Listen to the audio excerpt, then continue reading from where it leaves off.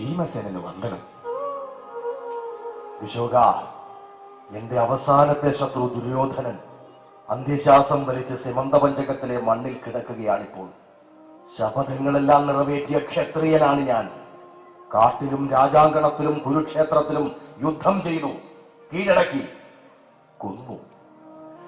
വെറും മനുഷ്യനായി എന്റെ മാത്രം കരുത്തല്ല എന്നെ ഇതെല്ലാം ചെയ്യിച്ചത്. എന്റെ ഗർജനത്തിന് ആരോ ഇരമ്പം കൂട്ടിയിരുന്നു. എന്റെ കൈകൾ തളരുമ്പോൾ കരുത്തൊഴുക്കിയിരുന്നു. വിജയത്തിന്റെ ഈ വിനാഴി